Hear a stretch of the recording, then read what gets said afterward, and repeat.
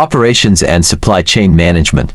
Objectives. At the end of this presentation, the students will be able to understand the importance of operations in startups, explore supply chain management and logistics for small businesses, implement effective quality control measures, and lastly, optimize operations for scalability and growth. But before we proceed into the specific areas, let's first define what we mean by operations and supply chain management, as these concepts will form the foundation of everything we discuss today. Operations management involves the planning, organizing, and supervising of processes that transform inputs like raw materials, labor, and capital into finished goods or services. It's about optimizing those processes to ensure efficiency, productivity, and customer satisfaction. On the other hand, supply chain management focuses on the entire network that moves a product or service from its raw state to the customer. It encompasses procurement, logistics, warehousing, and distribution.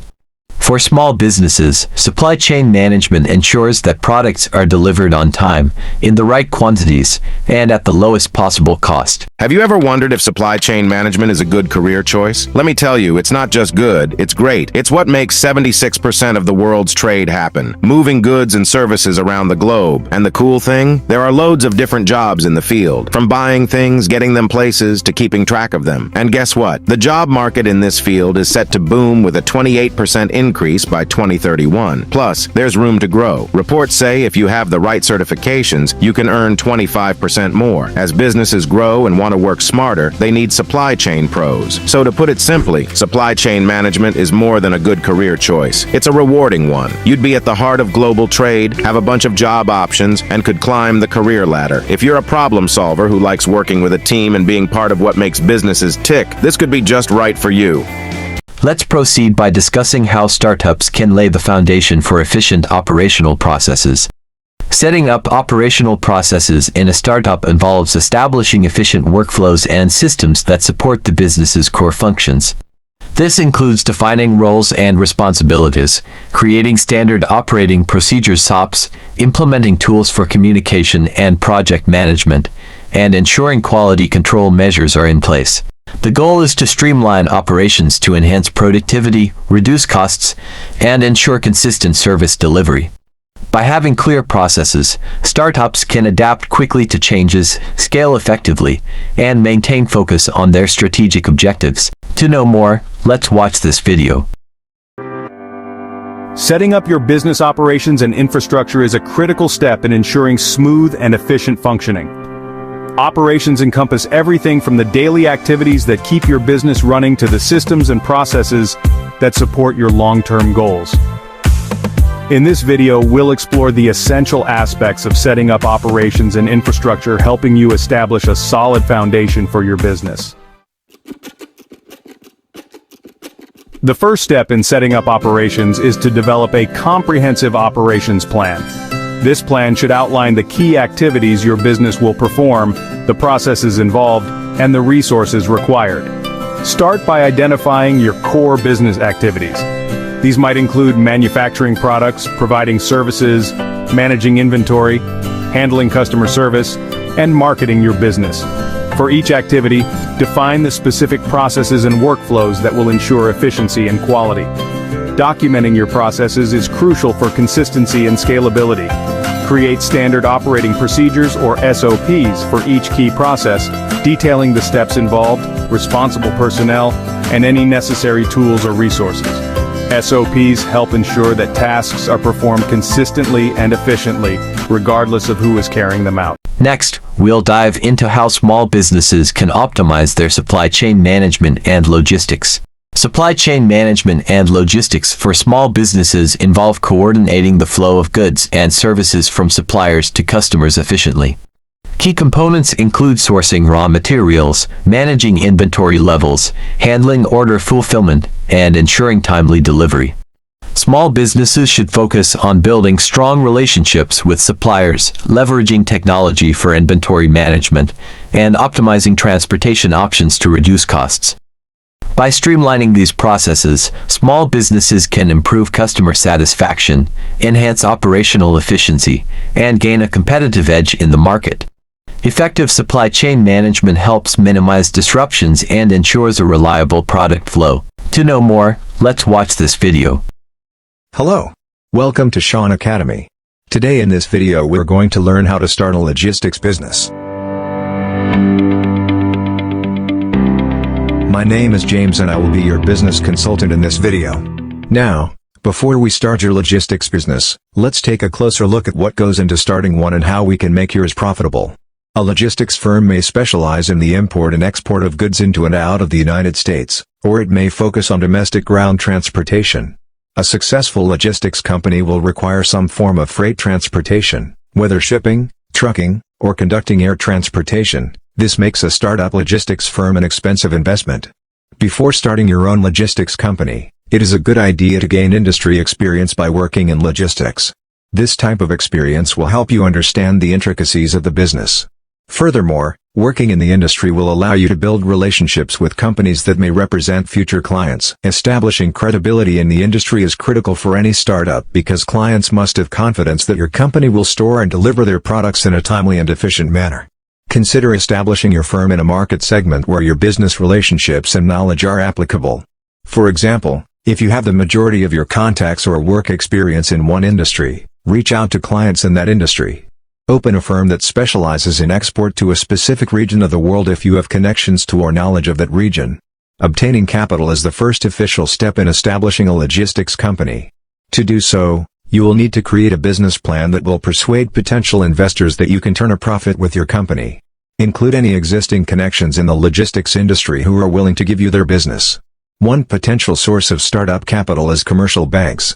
The Small Business Administration of the United States provides low-interest loans to entrepreneurs who are starting their own businesses. The SBA 7 loan program, for example, provides financial assistance to startups, with some funds reserved specifically for companies that handle exports.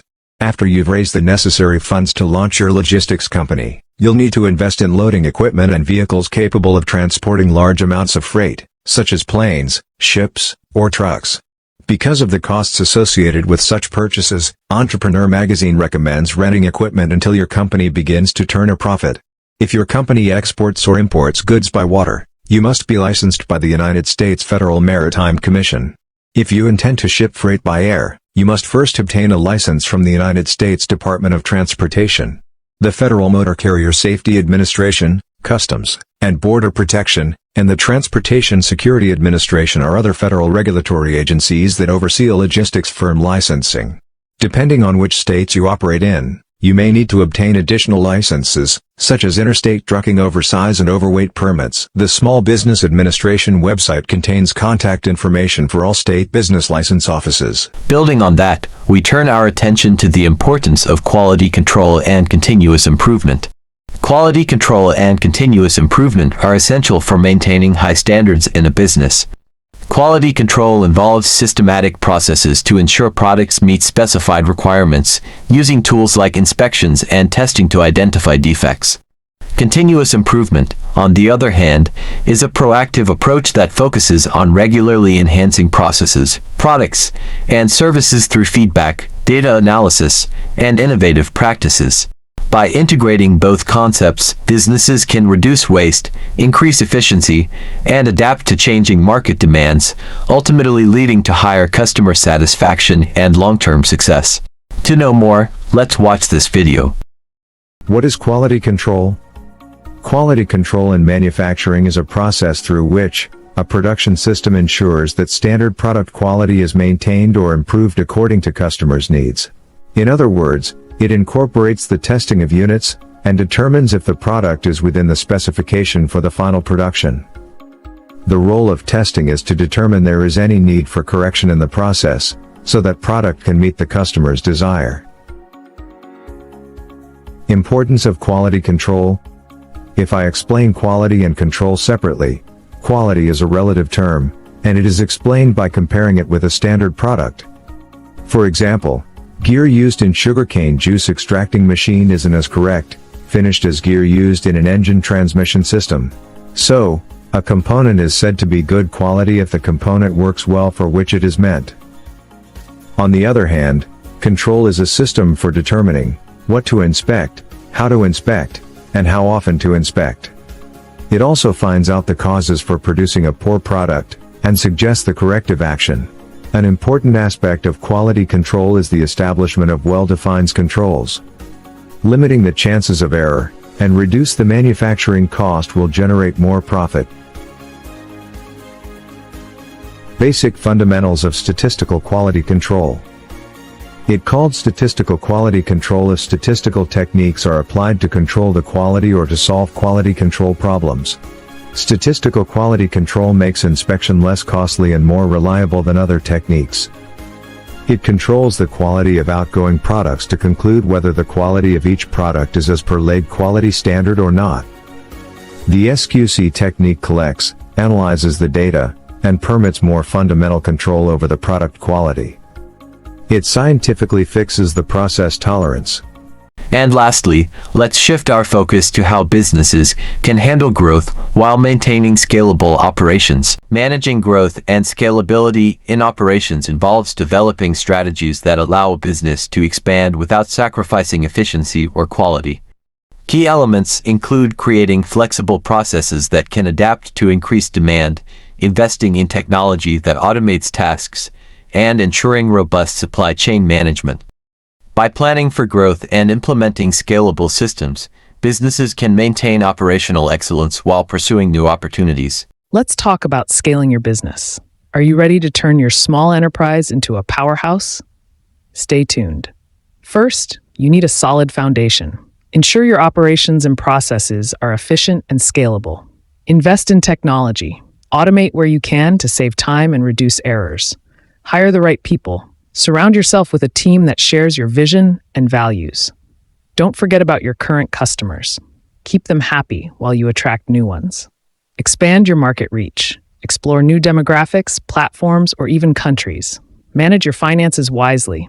Monitor cash flow, expenses, and profits closely. Focus on your unique selling points. What makes you stand out from the competition?